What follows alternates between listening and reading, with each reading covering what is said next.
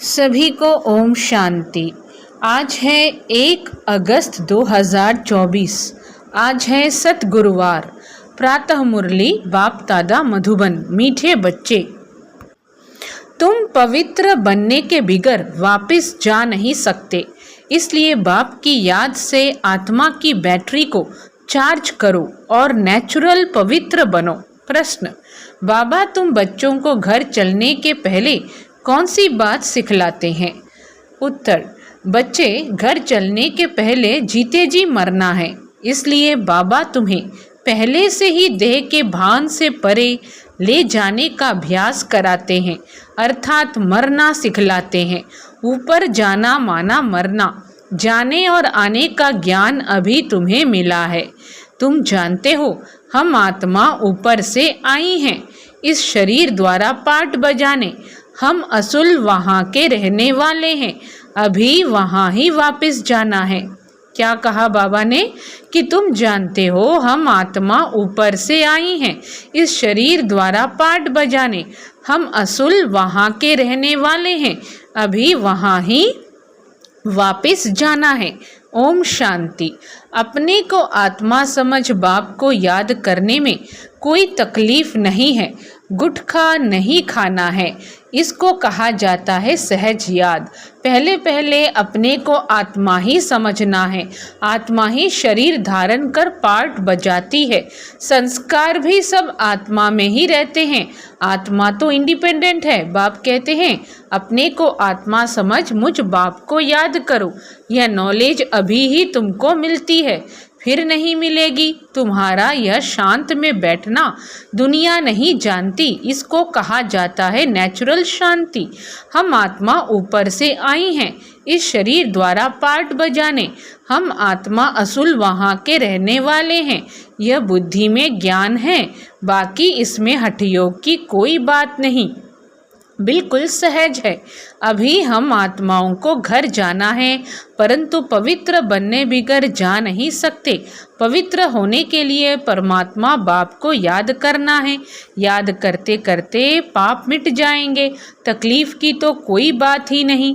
तुम पैदल करने जाते हो तो बाप की याद में रहो, अभी ही याद से पवित्र बन सकते हो। वहाँ वह तो है पवित्र दुनिया, वह तो है पवित्र दुनिया।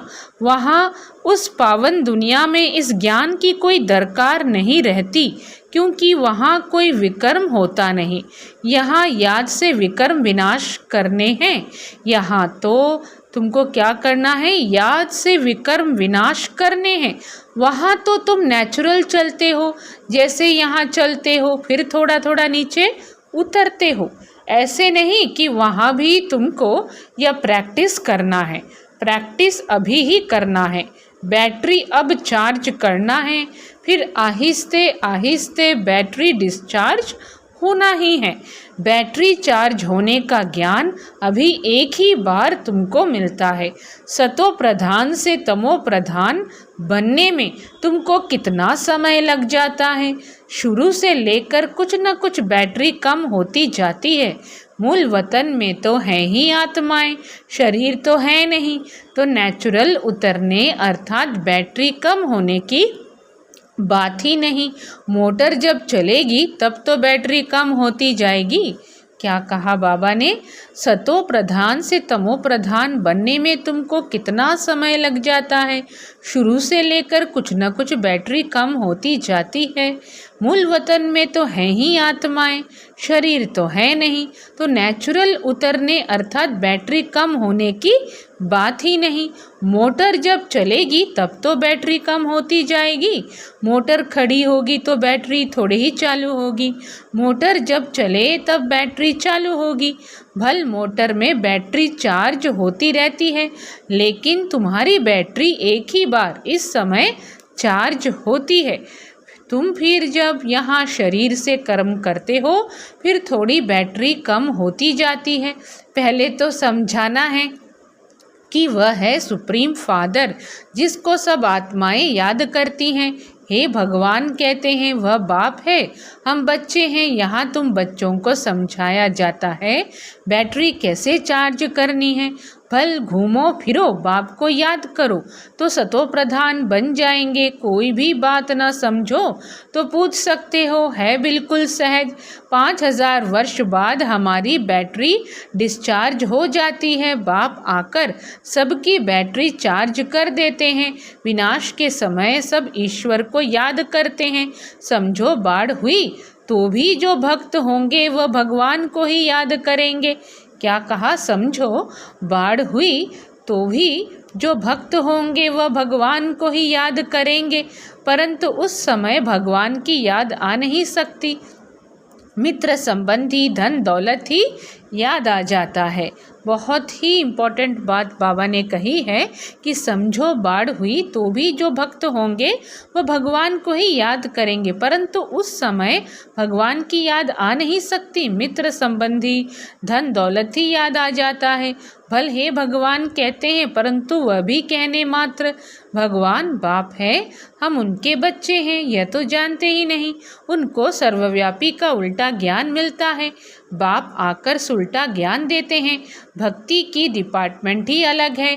भक्ति में ठोकरें खानी होती हैं। ब्रह्मा की रात सो ब्राह्मणों की रात है, ब्रह्मा का दिन सो ब्राह्मणों का दिन है। ऐसा तो नहीं कहेंगे शूद्रों का दिन शूद्रों की रात। यह राज बाप बैठ समझाते हैं। यह है बेहद की रात व दिन। अभी तुम दिन में जाते हो, रात पूरी होती है। यह अक्षर शास्त्रों में है। ब्रह्मा का दिन ब्रह्मा की रात कहते हैं, परंतु जानते नहीं हैं। तुम्हारी बुद्धि अब बेहद में चली गई है। यूं तो देवताओं को भी कह सकते हैं विष्णु का दिन विष्णु की रात, क्योंकि विष्णु और ब्रह्मा का संबंध भी समझाया जाता है। तो शिव बाबा कहते हैं भक्ति में ठोकरें खानी होती हैं। बाप आकर उल्टा ज्ञान देते हैं। भक्ति की डिपार्टमेंट ही अलग है। भक्ति में ठोकरें खानी होती हैं। ब्रह्मा की रात सो ब्राह्मणों की रात है, ब्रह्मा का दिन सो ब्राह्मणों का दिन है। ऐसा तो नहीं कहेंगे शूद्रों का दिन शूद्रों की रात।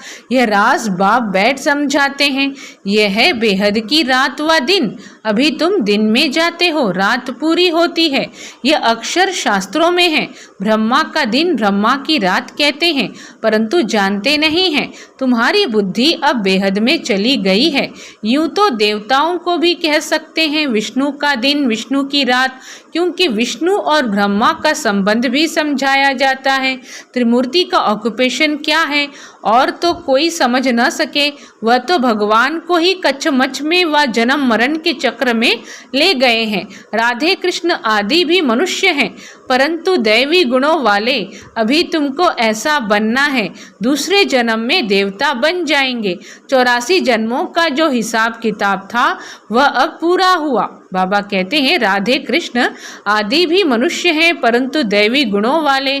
अभी तुमको ऐसा बनना है, दूसरे जन्म में देवता बन जाएंगे। 84 जन्मों का जो हिसाब किताब था वह अब पूरा हुआ, फिर रिपीट होगा। अब तुमको यह शिक्षा मिल रही है। बाप कहते हैं मीठे मीठे बच्चों, अपने को आत्मा निश्चय करो। कहते भी हैं हम पाठधारी हैं, परंतु हम आत्माएं ऊपर से कैसे आती हैं यह नहीं समझते हैं। अपने को देहधारी ही समझ लेते हैं। हम आत्मा ऊपर से आती हैं, फिर कब आएंगी? ऊपर जाना माना मरना, शरीर छोड़ना। मरना कौन चाहते हैं? यहाँ तो बाप ने कहा है तुम इस शरीर को भूलते जाओ। जीते जी मरना तुमको सिखलाते हैं, जो और कोई सिखला ना सके। तुम आए ही हो अपने घर जाने के लिए। घर कैसे जाना है यह ज्ञान अभी ही मिलता है। तुम्हारा इस मृत्युलोक का यह अंतिम जन्म है। अमरलोक सतयुग को कहा जाता है। अभी तुम बच्चों की बुद्धि में है हम जल्दी जल्दी जावें। पहले पहले तो घर मुक्ति धाम में जाना पड़ेगा। यह शरीर रूपी कपड़ा यहाँ ही छोड़ना है, फिर आत्मा चली जाएगी घर। जैसे हद के नाटक के एक्टर्स होते हैं, नाटक पूरा हुआ तो कपड़े वहाँ ही छोड़कर घर के कपड़े पहनकर घर चले जाते हैं। क्या कहा बाबा ने? कौन सी एग्जाम्पल दी कि जैसे हद के नाटक के एक्टर्स होते हैं, नाटक पूरा हुआ तो कपड़े वहाँ ही छोड़कर घर के कपड़े पहन घर में जाते हैं। तुम्हें भी अब यह चोला छोड़ जाना है। सतयुग में तो थोड़े देवताएं होते हैं, यहाँ तो कितने मनुष्य हैं अनगिनत। वहाँ तो होगा ही एक आदि सनातन देवी देवता धर्म। अभी तो अपने को हिंदू कह देते हैं, अपने श्रेष्ठ धर्म कर्म को भूल गए हैं, तब तो दुखी हुए हैं। सतयुग में तुम्हारा श्रेष्ठ कर्म धर्म था, अभी कलयुग में धर्म भ्रष्ट है। बुद्धि में आता है कि हम कैसे गिरे हैं। अभी तुम बेहद के बाप का परिचय देते हो, बेहद का बाप ही आकर नई दुनिया स्वर्ग रचते हैं। कहते हैं मन मना भव, यह गीता के ही अक्षर हैं। सहज राजयोग के ज्ञान का नाम रख दिया जाता है, सहज राजयोग के ज्ञान का नाम रख दिया जाता है गीता। यह तुम्हारी पाठशाला है। क्या कहा? सहज राजयोग के ज्ञान का नाम रख दिया जाता है गीता। यह तुम्हारी पाठशाला है। बच्चे आकर पढ़ते हैं तो कहेंगे हमारे बाबा की पाठशाला है। जैसे कोई बच्चे का बाप प्रिंसिपल होगा तो कहेंगे हम अपने बाबा के कॉलेज में पढ़ते हैं। उनकी माँ भी प्रिंसिपल है तो कहेंगे हमारे माँ बाप दोनों प्रिंसिपल हैं, दोनों पढ़ाते हैं, हमारे मम्मा बाबा का कॉलेज है। तुम कहेंगे हमारे मम्मा बाबा की पाठशाला है, दोनों ही पढ़ाते हैं, दोनों ने ये रूहानी कॉलेज व यूनिवर्सिटी खोली है, दोनों इकट्ठे पढ़ाते हैं। बाप ने बच्चों को अडॉप्ट किया है। ये बहुत गुह्य ज्ञान की बातें हैं। बाप कोई नई बात नहीं समझाते हैं, यह तो कल्प पहले भी समझाने दी है। हाँ, इतनी नॉलेज है जो दिन प्रतिदिन गुह्य होती जाती है।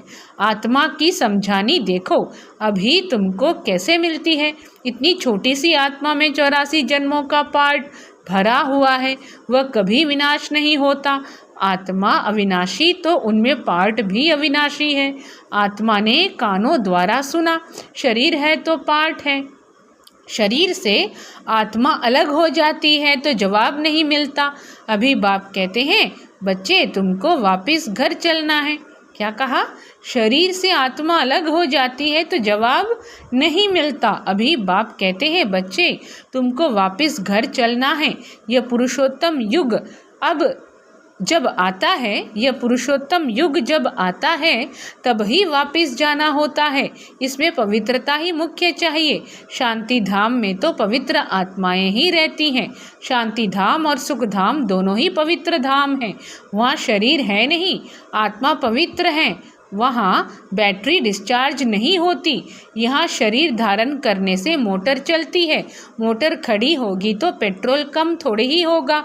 अभी तुम्हारी आत्मा की ज्योत बहुत कम हो गई है, एकदम बुझ नहीं जाती है। जब कोई मरता है तो दीवा जलाते हैं, फिर उसकी बहुत संभाल रखते हैं कि बुझ न जाए। आत्मा की ज्योत कभी बुझती नहीं है, वह तो अविनाशी है। यह सब बातें बाप बैठ समझाते हैं। बाबा जानते हैं कि यह बहुत स्वीट चिल्ड्रन है। यह सब काम चिता पर बैठ जलकर भस्म हो गए हैं, फिर इन्हों को जगाता हूँ। बाबा क्या करते हैं? जो भी काम चिता पर बैठ जलकर भस्म हो जाते हैं उनको जगाते हैं। बिल्कुल ही तमोप्रधान मुर्दे बन पड़े हैं, बाप को जानते ही नहीं। मनुष्य कोई काम के नहीं रहे हैं। मनुष्य की मिट्टी कोई काम की नहीं रहती है। ऐसे नहीं कि बड़े आदमी की मिट्टी कोई काम की है, गरीबों की नहीं। मिट्टी तो मिट्टी में मिल जाती है, फिर भल कोई भी हो। कोई जलाते हैं, कोई कब्र में बंद कर देते हैं, पारसी लोग कुएं पर रख देते हैं, फिर पंछी मांस खा लेते हैं, फिर हड्डियां जाकर नीचे पड़ती हैं, वह फिर भी काम आती हैं। दुनिया में तो ढेर मनुष्य मरते हैं। तो आज की सतगुरुवार की वाणी में बाबा आगे बता रहे हैं कि दुनिया में तो ढेर मनुष्य मरते हैं। अभी तुमको तो आप ही शरीर छोड़ना है। तुम यहाँ आए ही हो शरीर छोड़कर वापस घर जाने अर्थात मरने। तुम खुशी से जाते हो कि हम जीवन मुक्ति में जाएंगे। जिन्होंने जो पाठ बजाया है अंत तक वही बजाएंगे। बाप पुरुषार्थ कराते रहेंगे, साक्षी हो देखते रहेंगे। यह तो समझ की बात है, इसमें डरने की कोई बात नहीं है। हम स्वर्ग में जाने के लिए खुद ही पुरुषार्थ कर शरीर छोड़ देते हैं। बाप को ही याद करते रहना है तो अंतमति सो गति हो जाए। इसमें मेहनत है, हर एक पढ़ाई में मेहनत है, हर एक पढ़ाई में मेहनत है। भगवान को आकर पढ़ाना पढ़ता है जरूर पढ़ाई बड़ी होगी, इसमें दैवी गुण भी चाहिए। ये लक्ष्मी नारायण बनना है ना। यह सतयुग में थे, अब फिर तुम सतयुगी देवता बनने आए हो। एम ऑब्जेक्ट कितनी सहज है, त्रिमूर्ति में क्लियर है। यह ब्रह्मा विष्णु शंकर आदि के चित्र न हो तो हम समझा कैसे सकते। यह ब्रह्मा विष्णु शंकर आदि के चित्र न हो तो हम समझा कैसे सकते। ब्रह्मा सो विष्णु, विष्णु सो ब्रह्मा। ब्रह्मा की 8 भुजा 100 भुजा दिखाते हैं, क्योंकि ब्रह्मा के कितने ढेर बच्चे होते हैं, तो उन्होंने फिर वह चित्र बना दिया है। बाकी मनुष्य कोई इतनी भुजाओं वाला होता थोड़े ही है। रावण 10 शीश का भी अर्थ है। रावण 10 शीश का भी अर्थ है। ऐसा मनुष्य होता नहीं। यह बाप ही बैठ समझाते हैं। मनुष्य तो कुछ भी जानते नहीं।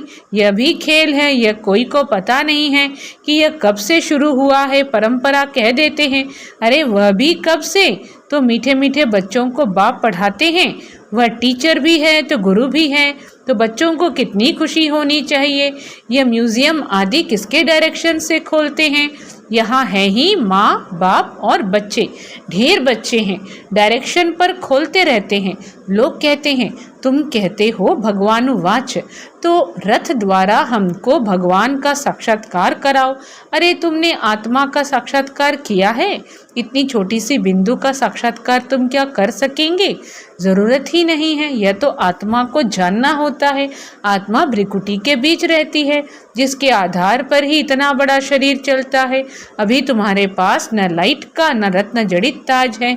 दोनों ताज लेने के लिए फिर से तुम पुरुषार्थ कर रहे हो। कल्प कल्प तुम बाप से वर्षा लेते हो। बाबा पूछते हैं आगे कब मिले हो, तो कहते हैं हाँ बाबा कल्प कल्प मिलते आए हैं। क्यों?